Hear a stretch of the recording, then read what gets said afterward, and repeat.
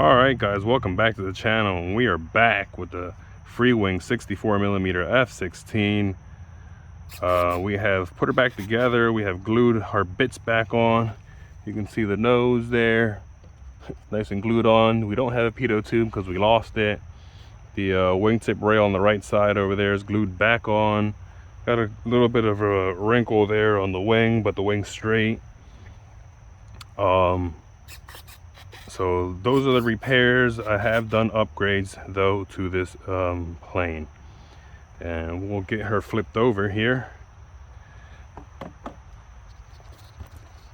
so we can see. Let's turn that safe off. All right, so as you can see, we got rid of the the big giant long bar that goes back to the rear stabilizers, and we added our own servos on here, Freewing servos. I had another Banggood F-16 that was pretty much the identical size to this, so I took out the I retired that plane, and I took out the control the push rods out of that plane, and the servos. I had put Freewing servos in that plane when I built it, and so as you can see, the elevators are now working on their own servos, ailerons on their own servos. And really the way I did it was I sat the servo here on the side of the fuselage, and with the marker I marked it out. I put the the push rod up to the horn there and kind of measured the distance to make sure it was right. Sat it here with a marker, marked it out this way, and cut the box out so I can put the servo in. And to run the wire, really it was really easy. I just poked the hole. I don't know if you can see inside, I don't know if the camera's going to pick it up, but inside the bottom there's a channel that the rudder wire and the wires for the motor go forward, and the ESC is right inside there. And yeah, so what I did was basically with a screwdriver, I took the screwdriver and I poked the hole through the foam and guided it into that channel there. And like I said, I don't know if you can see inside there, you can see the wires coming out from the ends right directly into that channel.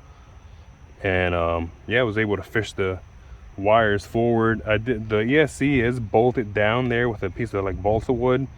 You have access to all this by pulling out the EDH hatch cover. And the vent here, I had to pry it up. It is glued down, so I've had to pry that up so I can have access to all that area. And I actually had to unbolt the ESC from the way it's bolted down inside there so I can lift it up, because the wires were kind of getting caught underneath of it. So I had to lift that up and bolt it back down, fish the wires through to the front, and put the hatch cover back down. The other thing that I have done, other mod that I have done to this plane, is I have an Xfly fan unit inside there. Well, I have the Xfly 3200 kV motor with the Xfly 12 blade impeller. I am, however, using the housing, the EDF housing from the Freewing one, because it just didn't fit. The other one didn't fit properly inside inside there. I'd probably have to do some cutting or something. It just I just assumed it'd be better just to use the Freewing housing. Now Freewing's EDFs are different than, say, Xfly, FMS, Xfly, and Arrows. All those brands, their EDFs are almost identical, all of them, except for Freewing. Freewing's the only one that's different.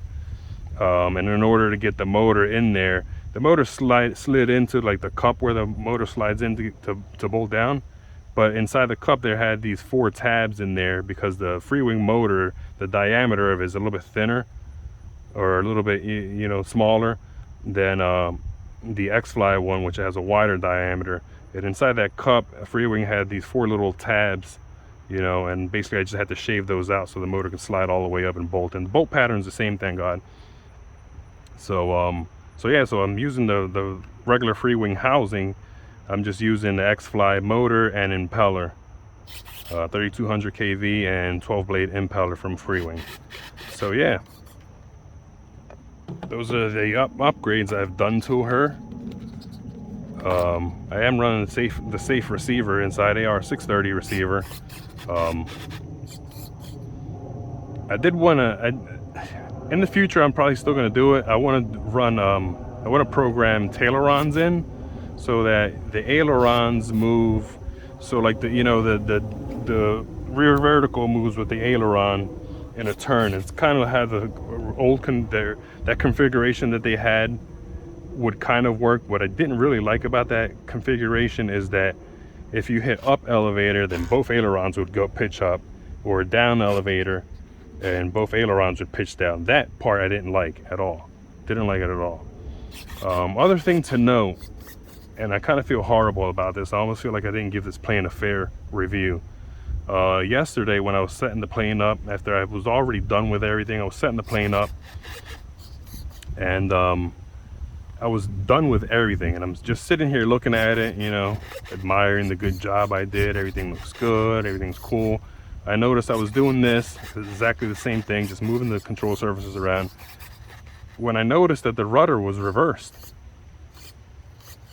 And I'm like, was the rudder reversed the entire time during that maiden? Because the plane, I remember back to the maiden flight, and if you haven't seen the maiden flight of this plane, you know, go back and watch it so you can kind of see what I'm talking about. When I was flying the plane, it felt, especially when I had it in safe, the plane didn't want to turn at all. Like, I almost lost it way out there beyond those trees over there, because when I flipped safe over there, I was trying to get the turn and the plane wouldn't turn back this way. It kind of kept going straight out there. And what I felt was happening is that I probably had the rudders reversed, because in safe, when I make a turn in safe and you have you know, your angles limited, I basically, you know, hold, you know, full right rudder and full aileron over to get my turn. And when I was doing that, if the rudder was reversed, I'm essentially doing this, which would impede the turn, further impede the turn, especially when you're in safe. So I feel like the rudder was reversed during that maiden, and I never even noticed it. The other thing too is when I came in for the landing, if you've seen the first video, you can see how the plane, as it comes in for a landing, it veers off to the left toward the trees on me, and that would be indicative of the rudder being reversed, because most times on this field I'll get a crosswind that comes kind of this way. So when I come in for a landing, I always hit right rudder to keep the plane aligned with the runway. And you know, when I'm flying, I honestly don't even realize I'm using rudder as much as I use rudder. It's the reason why I add rudder to most of my planes that don't have rudders, because I actually use rudder a lot during the flight, but I don't really realize that I'm using it, because I just, you know, I'm just flying, just moving the aileron, the control surfaces while in flight. And I feel like when I came in for that landing, I tried to hit, you know, correct the rudder the right way, and the plane veered the other way, and that's why you saw it veered to the left. So I honestly feel like the rudder was reversed during that maiden flight, and that would account for the plane flying as wonky as it did. Like, it just didn't feel right at all during that maiden flight. So I almost feel like I almost didn't give a fair review of that configuration that they had, even though I still didn't like that configuration, mainly because of the way the elevators, the pitch up and pitch down, would also pitch both ailerons up and down, and I didn't like. Also, I like to program in flaperons on my planes, which I have flaperons programmed on this, especially on an F-16. That's how the real aircraft would be. An F-16 doesn't have traditional flaps, it uses flaperons. It also uses tailerons as well, but I don't believe that, you know, the ailerons pitch up with the elevators or pitch down with the elevators. I don't believe that that's how the real plane is.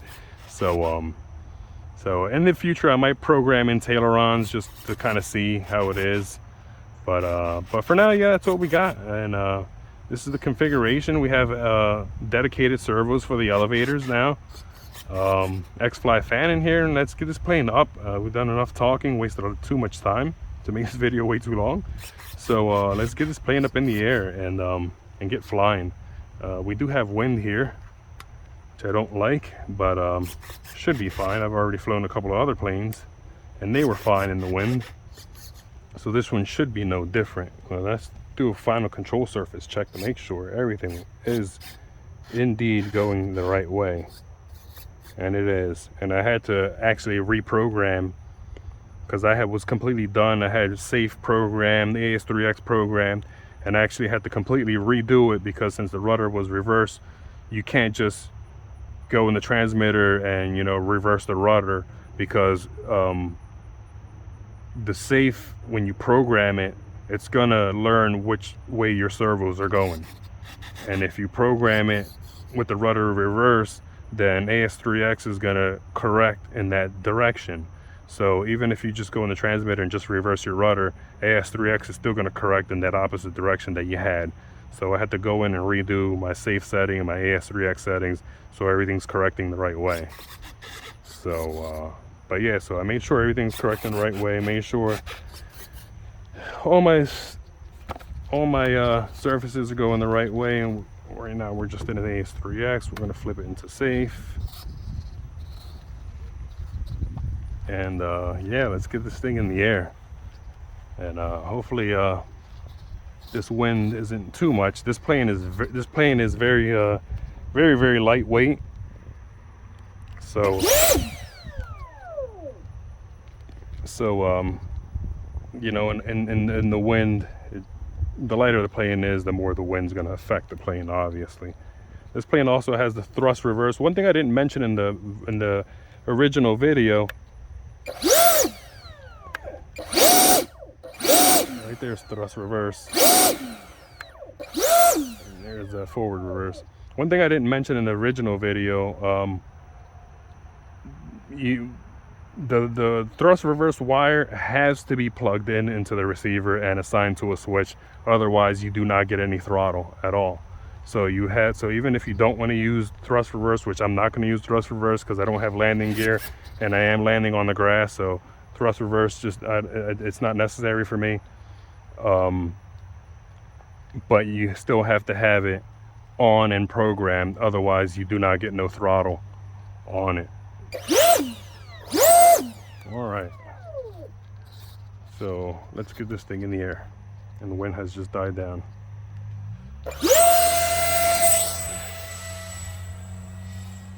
Whew. It's a little jerky. I did turn up the gain limits.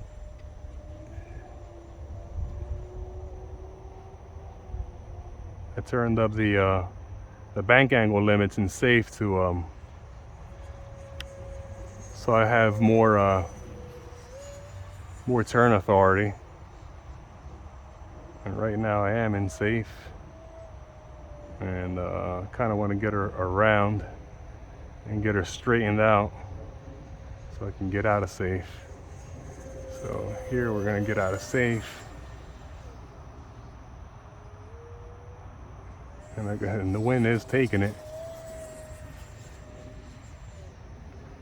And holy roll rate, it still has a decent roll rate, and it's kind of wobbling there. Kind of want to dial down my AS3X gain if I can find the knob. And she's flying fantastic. It is flying really nice. Like I said, it is a light aircraft, so the wind's going to affect it. And the vertical, she's basically to the moon, is almost virtually unlimited.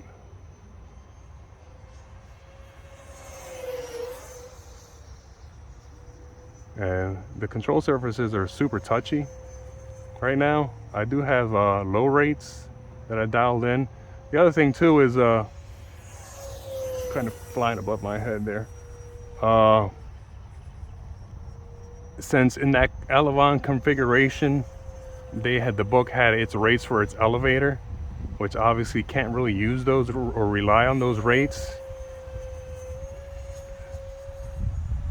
And I have a gray sky here, so and the wind's just kind of taking it.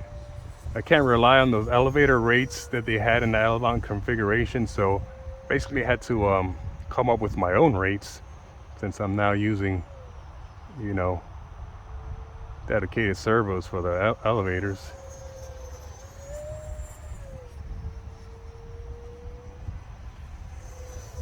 And man, it is flying fantastic. It's getting kind of hard to see with that overcast sky. And see, like when I come out of a dive right there, I have to hold rudder over because the wind's kind of pushing it when I come out of that dive. And there's my timer. So we're gonna flip into safe here.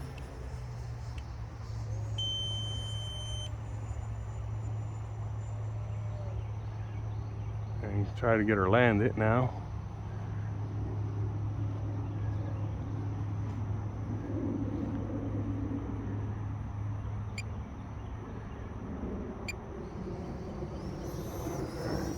Come back around.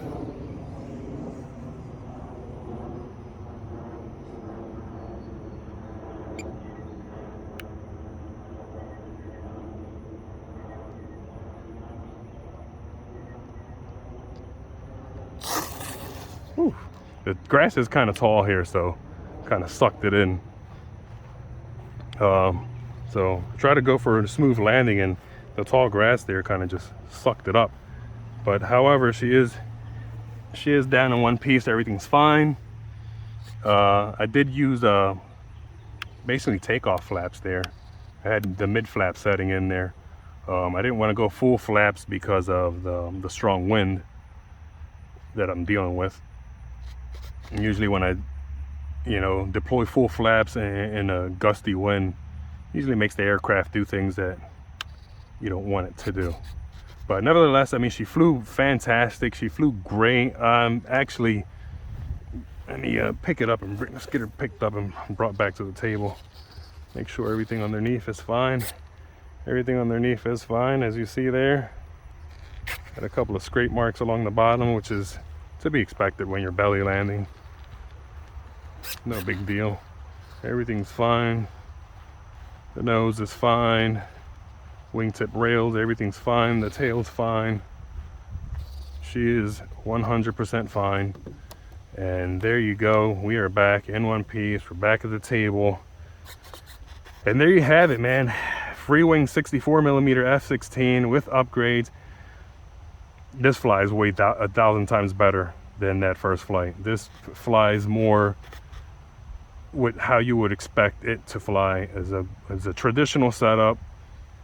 You know, I believe even that cheap Banggood F-16, the little tiny 50mm one, I believe it's also in this configuration where it has the servos, its own dedicated servos for the elevators that are in this kind of configuration here. I am slightly disappointed that I feel like in that first maiden flight I had a reverse rudder.